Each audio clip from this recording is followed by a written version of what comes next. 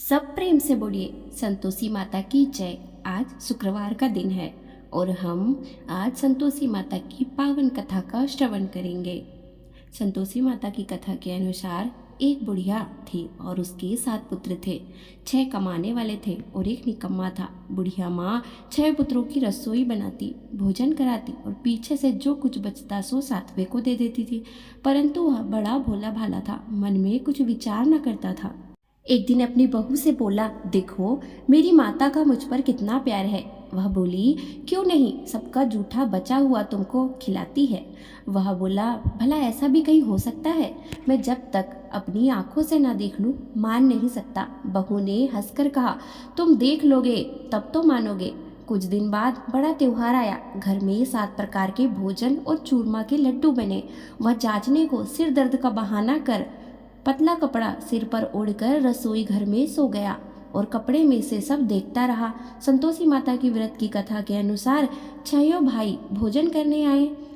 उसने देखा माँ ने उनके लिए सुंदर सुंदर आसन बिछाए हैं, 7 प्रकार की रसोई परोसी है। वह आग्रह करके उनको जिमाती है। वह देखता रहा। 6 भाई भोजन कर कर उठ गए। तब माता ने उनकी जूठी थालियों में से लड्डुओं के टुकड़ों को उठाया और एक लड्डू बनाया। जूठन साफ कर बुढ़िया ने पुकारा, उठो बेटा, 6 भाई भोजन कर कर चले गए, अब तू ही बाकी है, उठना, कब खाएगा?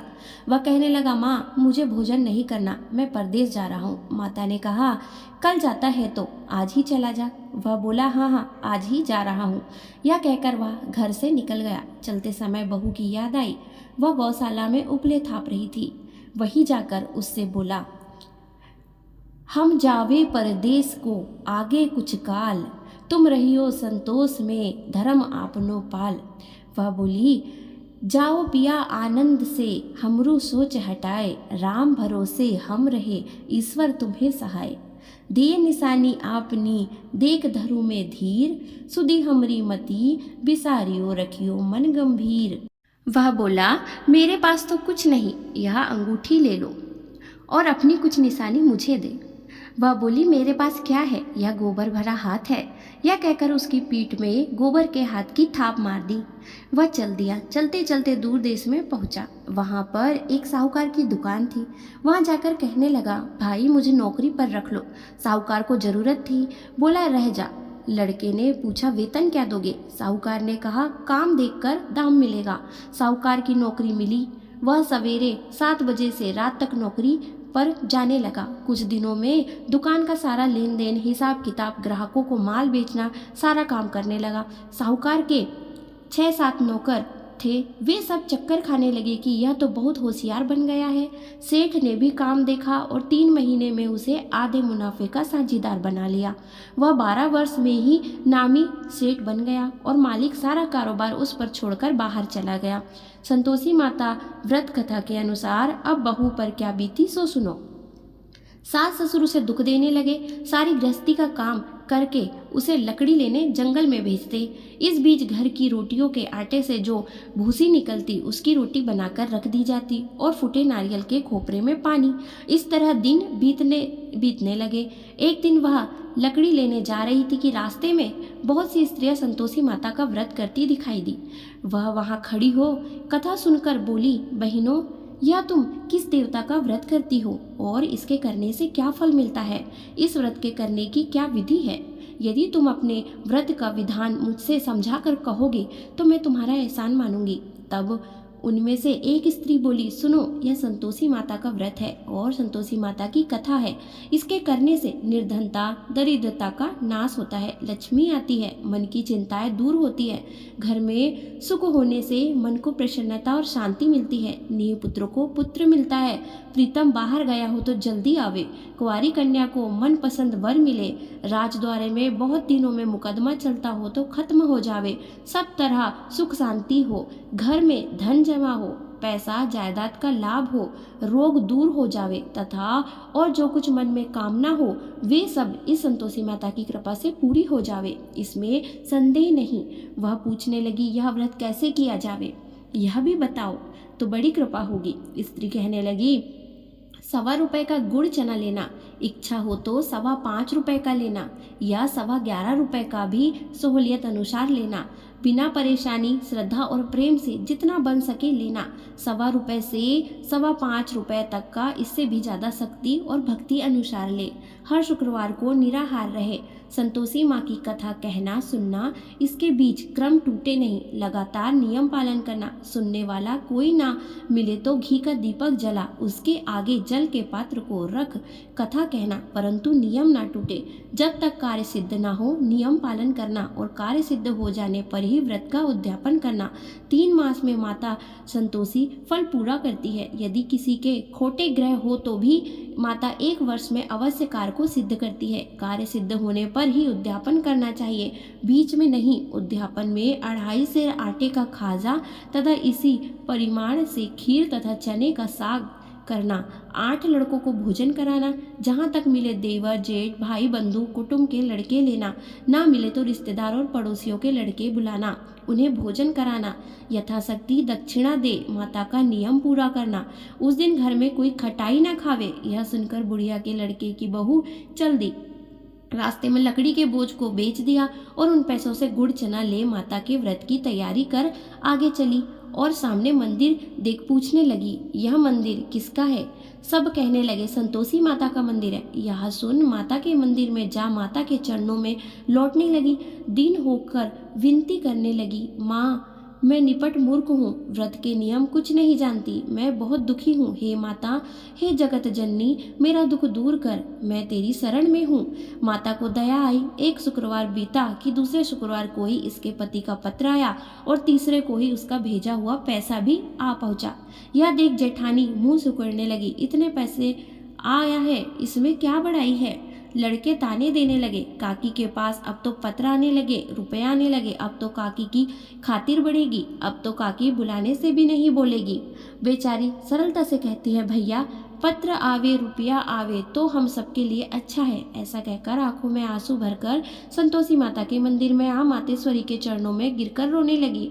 माँ, मैंने तुमसे पैसा नहीं मांगा, मुझे पैसे से क्या काम है?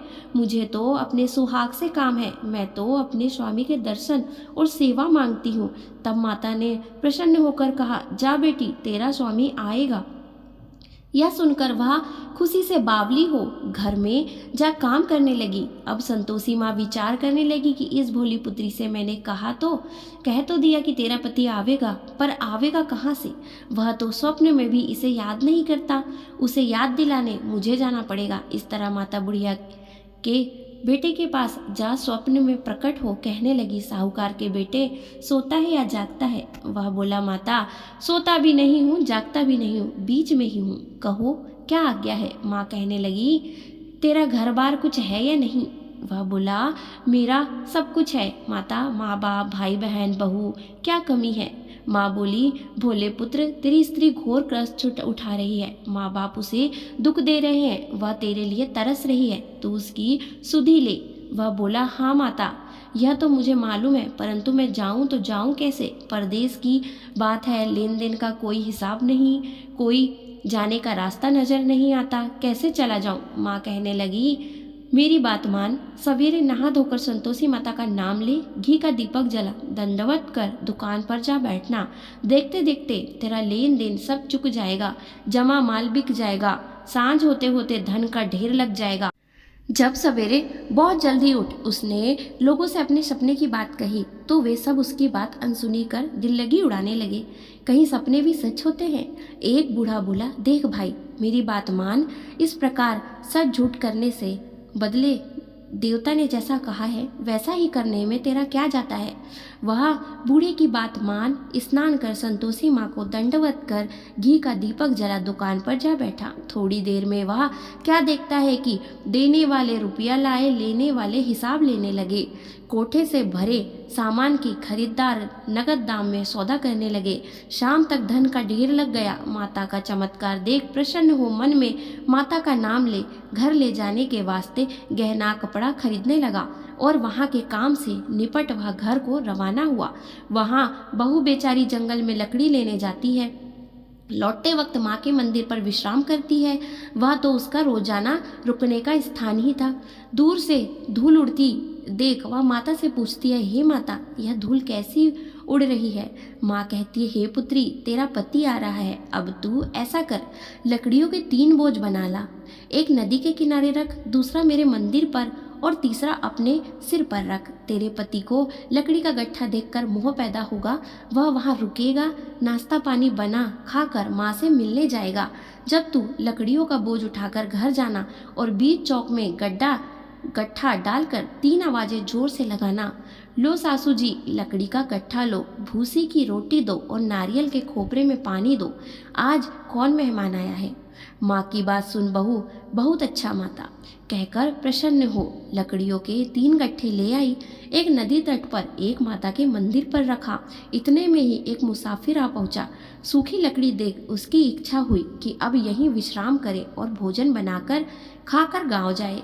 इस प्रकार भोजन बना विश्राम कर वह गांव को गया। सबसे प्रेम से मिला। उसी समय बहू सिर पर लकड़ी का गट्ठा लिए आती है। लकड़ी का भारी बोझ आंगन में डाल जोर से 3 आवाज देती है, लो सासू जी, लकड़ी का गट्ठा लो, भूसी की रोटी दो, नारियल के खोपरे में पानी दो। आज कौन मेहमान आया है? यह सुनकर सास बाहर आ अपने दिए हुए कष्ट को भुलाते हुए कहती है, हे बहू, ऐसा क्यों कहती है? तेरा मालिक ही तो आया है। आ बैठ, मीठा भात खा, भोजन कर, कपड़े गहने पहन। इतने में आवाज सुनकर उसका पति बाहर आता है और अंगूठी देख व्याकुल हो माँ से पूछता है कि हे माँ, यह कौन है? माँ कहती है, बेटा, यह तेरी बहू है। आज 12 वर्ष हो गए तू जब से गया है, तब से सारे गांव में जानवर की तरह भटकती फिरती है।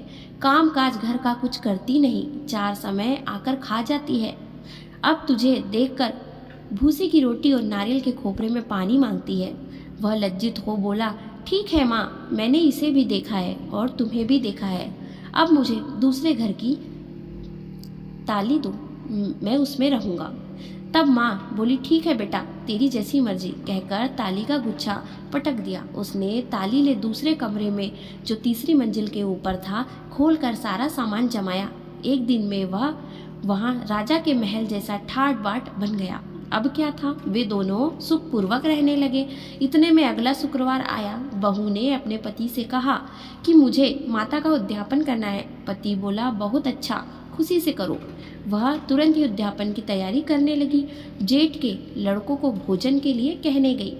उसने मंजूर किया, परंतु पीछे जेठानी अपने बच्चों को सिखलाती है, देखो रे, भोजन के समय सब लोग खटाई मांगना, जिससे उसका उद्यापन पूरा ना हो। लड़के जीमने आए, खीर पेट भर खाई, परंतु याद आते ही कहने लगे, हमें कुछ खटाई दो, खीर खाना हमें भाता नहीं, देखकर अरुचि होती है। बहू कहने लगी, खटाई किसी को नहीं जावेगी, यह तो संतोषी माता का प्रसाद है। लड़के तुरंत उठ खड़े हुए और बोले, पैसे लाओ। भोली बहू कुछ जानती नहीं थी, सो उन्हें पैसे दे दिए। लड़के उसी समय जा करके इमली ला खाने लगे। यह देखकर बहू पर माता जी ने कोप किया। राजा के दूत उसके पति को पकड़कर ले गए। जेठ जेठानी मनमाने खोटे वचन कहने लगे। लूट लूट कर धन इकट्ठा कर लाया था, सो राजा के दूत पकड़कर ले गए। अब सब मालूम पड़ जाएगा जब जेल की हवा खाएगा। बहू से यह वचन सहन नहीं हुए। रोती रोती माता के मंदिर में गई और कहने लगी, हे माता, तुमने यह क्या किया? हंसाकर अब क्यों रुलाने लगी? माता बोली, पुत्री, तूने उद्यापन करके मेरा व्रत भंग किया है, इतनी जल्दी सब बातें भुला दी। वह कहने लगी, माता, भूली तो नहीं हूँ, ना कुछ अपराध किया है। मुझे तो लड़कों ने भूल में डाल दिया, मैंने भूल से उन्हें पैसे दे दिए, मुझे क्षमा कर दो माँ। माँ बोली, ऐसी भी कहीं कोई भूल होती है? वह बोली, माँ, मुझे माफ़ कर दो, मैं फिर से तुम्हारा उद्यापन करूँगी। माँ बोली, अब भूल मत करना। वह बोली, अब भूल ना होवेगी। माँ, अब बतलाओ वह कैसे आवेंगे? माँ बोली, जा पुत्री, तेरा पति तुझे रास्ते में ही आता मिलेगा। वह घर को चली। राह में पति आता मिला। उसने पूछा, तुम कहाँ गए थे? तब वह कहने लगा, इतना धन कमाया है, उसका कर्ज देने राजा को गया था, वह ही भरने गया था। वह प्रसन्न होकर बोली, भला हुआ, अब घर चलो। कुछ दिन बाद फिर शुक्रवार आया। वह बोली, मुझे माता का उद्यापन करना है। पति ने कहा, करो। वह फिर जेठ के लड़कों से भोजन को कहने गई। जेठानी ने तो एक दो बात सुनाई और लड़कों को सिखा दिया कि तुम पहले ही खटाई मांगना। लड़के कहने लगे, हमें खीर खाना नहीं भाता जी, बिगड़ता है, कुछ खटाई खाने को देना। वह बोली, खटाई खाने को नहीं मिलेगी, आना है तो आओ। वह ब्राह्मण के लड़के को लाकर भोजन कराने लगी। यथाशक्ति दक्षिणा की जगह एक एक फल उन्हें दिया। इससे संतोषी माता प्रसन्न हुई। माता की कृपा होते ही 9वें मास उनके घर चंद्रमा के समान सुंदर पुत्र हुआ। पुत्र को लेकर प्रतिदिन माता जी के मंदिर में जाने लगी। माँ ने सोचा कि यह रोज आती है, क्यों ना आज मैं ही इसके घर चली जाऊं, इसका आसरा देख लूं। यह विचार कर माता ने भयानक रूप बनाया। गुड़ और चने से सना मुख, ऊपर सूंड की तरह ओठ, उस पर मक्खियां भिन भिना रही थी। दहलीज में पांव रखते ही उसकी सास चिल्लाई, देखो रे, कोई चुड़ैल डाकिन चली आ रही है, लड़कों इसे भगाओ, नहीं तो किसी को खा जाएगी। लड़के डरने लगे और चिल्लाकर खिड़की दरवाजे बंद करने लगे। बहू रोशनदान में से देख रही थी। प्रसन्नता से पागल होकर चिल्लाने लगी, आज मेरी माता जी मेरे घर आई है। यह कहकर बच्चे को दूध पिलाने से हटाती है। इतने में सास का क्रोध फूट पड़ा। बोली, रांड, इसे देखकर कैसी उतावली हुई है, जो बच्चों को पटक दिया। इतने में माँ के प्रताप से जहाँ देखो वहाँ लड़के ही लड़के नजर आने लगे। वह बोली, माँ जी, मैं जिनका व्रत करती हूँ यह वही संतोषी माता है। इतना कह झट से सारे घर के किवाड़ खोल देती है। सबने माता के चरण पकड़ लिए और विनती कर कहने लगे कि हे माता, हम मूर्ख हैं, हम अज्ञानी हैं, पापी हैं, तुम्हारे व्रत की विधि हम नहीं जानते। तुम्हारा व्रत भंग कर हमने बहुत बड़ा अपराध किया है। हे माता, आप हमारा अपराध क्षमा करो। इस प्रकार माता प्रसन्न हुई। माता ने बहू को जैसा फल दिया वैसा हम सबको दे, जो पढ़े उनका मनोरथ पूर्ण हो। इसी के साथ हम संतोषी माता की कथा को यहीं पर विराम देते हैं। प्रेम से बोलिए संतोषी माता की जय।